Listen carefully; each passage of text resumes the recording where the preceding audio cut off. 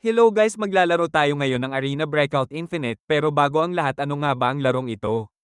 Ang Arena Breakout Infinite ay isang free-to-play na first-person shooter, FPS, na kilala bilang extraction shooter. Ibig sabihin, hindi lang basta bar ilan, kundi kailangan mong mag-loot at makalabas ng buhay sa mapa. Simpleng paliwanag. Sa laro, papasok ka sa isang map, raid. Lalaban ka sa ibang players, PvP. AI enemies, PvE. Maghahanap ka ng loot, baril, pera, gamit. Kailangan mong makatakas, extract, bago ka mamatay. Kapag namatay ka, mawawala lahat ng dala mong gamit. Kapag nakalabas ka, sa'yo lahat ng nakuha mo. Realistic gameplay, parang military simulation, hindi arcade. PvPvE, may kalaban kang players, dagdag AI enemies, loot system, kumukuha ka ng items at binibenta o ginagamit. Gun customization, sobrang daming attachments, hundreds, high risk, high reward, bawat laban pwede kang yumaman o mawalan lahat. Maraming paraan para ma-enjoy ang larong ito, pero para sa akin, survival is a must, kaya naman samahan nyo akong tumakbo. Let's go! Sa unang raid ay nag-solo ako sa Snowy Northridge para sa mission. Actually, dahil kaka-start lang ng Season 5 ay missions ang priority ng maraming players gaya ko. Pero dahil nag-spawn ako sa malapit na safe loot spot, nag-loot na muna ako saglit.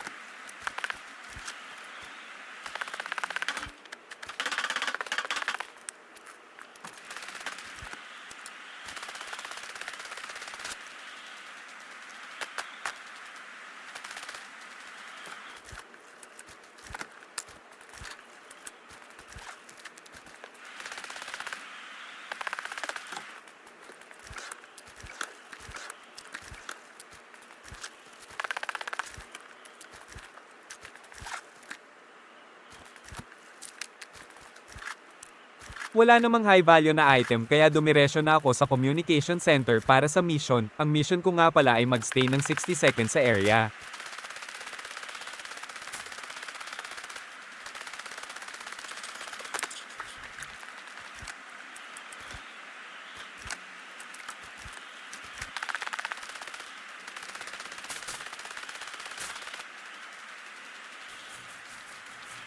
Nang malapit na ako sa area, nag-crouch ako para mabawasan ang ingay ng footsteps and nag-take ng painkiller para if ever mag-engage sa combat ay ready ako.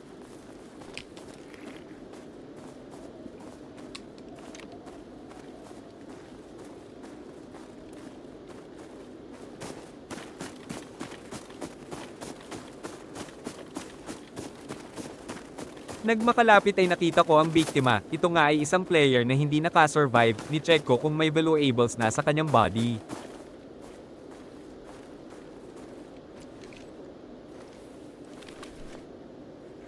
Naka tier 3 armor lang siya na hindi advisable sa lockdown mode, kaya siguro na takedown siya agad.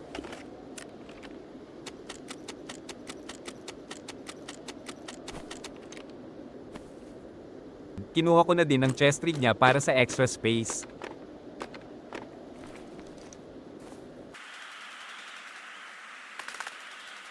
At tinignan ko na din ang safe, and as expected, looted na nga ito.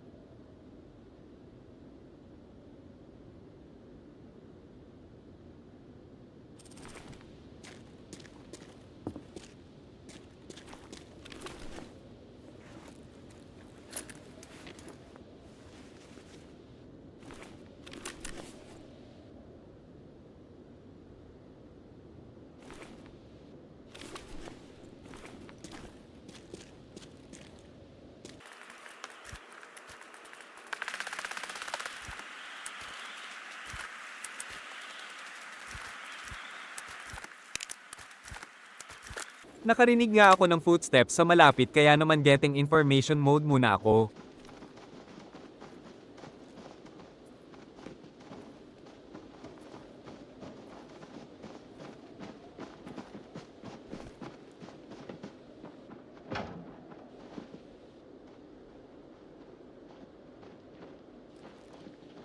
Upon confirming na scavengers o AI lang ang mga kalaban ay nag-pick na ako at nag-spray ng mamahaling ammo sa AI. Huh? Requesting armed intervention.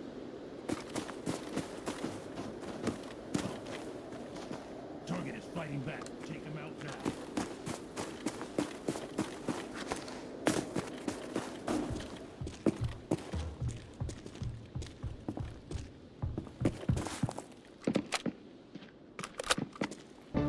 Another one.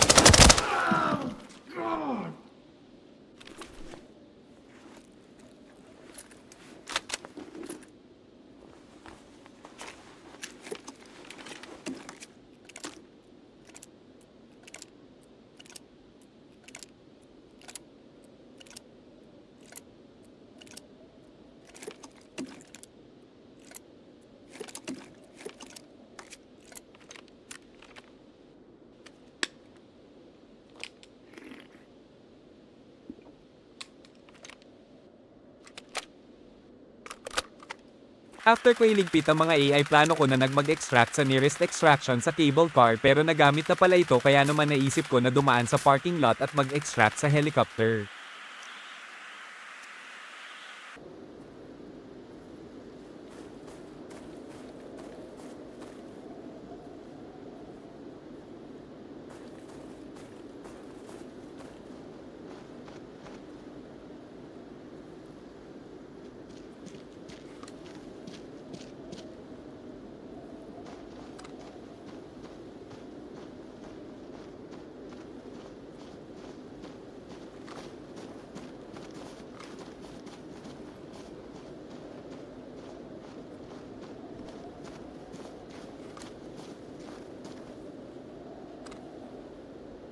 Sa parking lot nga ay mayroon ding mga AI at syempre hindi ko sila nakita agad, bulag ata ako eh.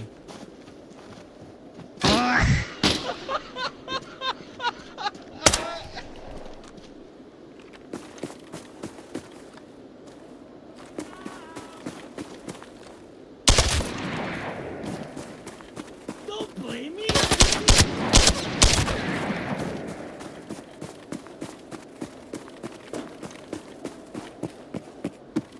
Nag-loot na din ako dahil hindi pa na-loot ang area.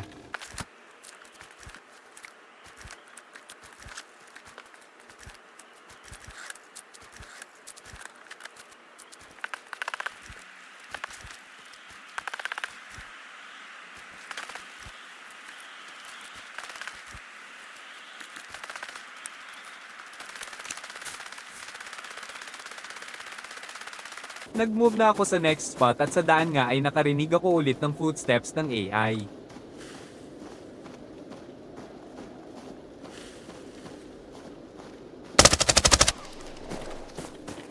At nag-extract na nga ako para sa susunod na game.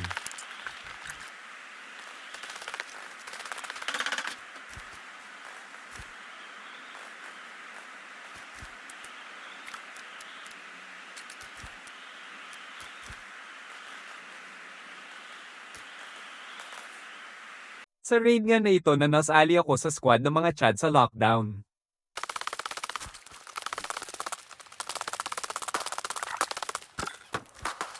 Lockdown farm naman tayo ngayon, muli ay mission ng ating priority, and ang mission ay mag-extract ng overweight, kaya mabibigat na loot ang hanap ko.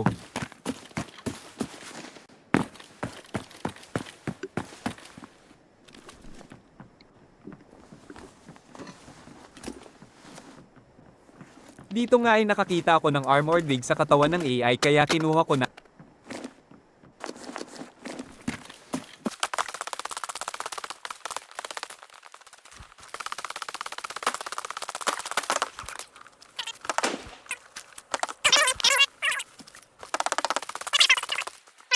Oh, T5? All this. At isa pang armored rig Yeah, paglipas You ng got a ilang samurai minuto. on? Yeah. Yeah, the samurai will do that to you. I mean, I That's wanted to why I bring never this run out. that bitch. I mean, I wanted to bring this out because it will never see the light of day unless if I, commit. I'd just sell it. I only run the 926 Common, the M4 rigs.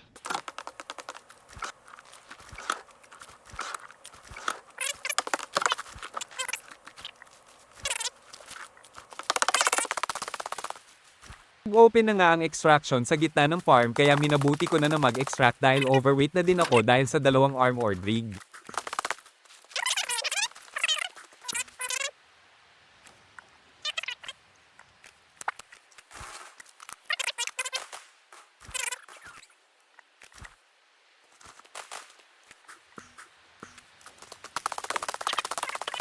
How dare you do this? I think scouts can still do that too. Really? I thought so. 'Cause every time I've heard that, there's people behind. Pero may mga footsteps sa paligid kaya medyo nag-slow down ako at nagsalita nga ang AI kaya hindi ko na lang No, pinansin. okay, I was trying through the sun.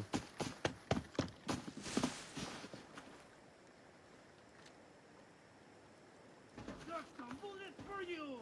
Bring delivery.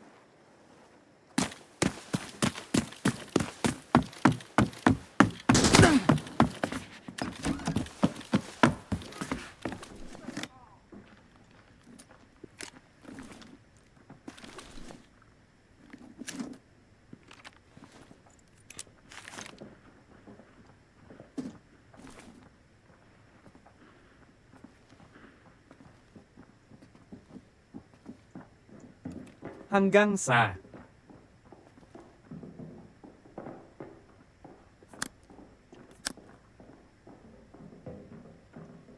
There's no way that's ping.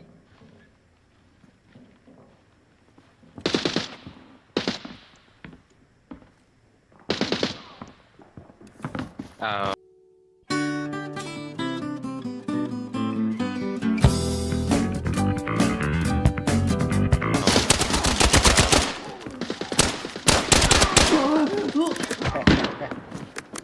Yo, what the fuck?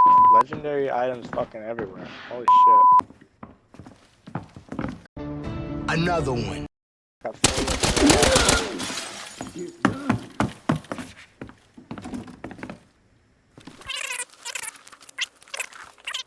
may dalawang teamy na sumugod sa akin carelessly kaya na-takedown ko sila ng walang hirap.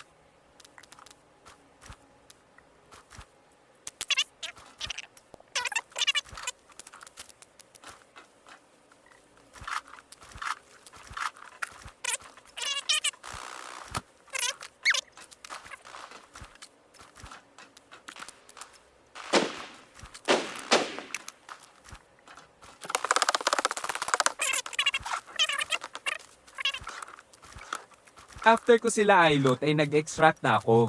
Mission success. At dyan nagtatapos ang ating raid sa araw na ito. Maraming salamat sa panonood. See you again next upload.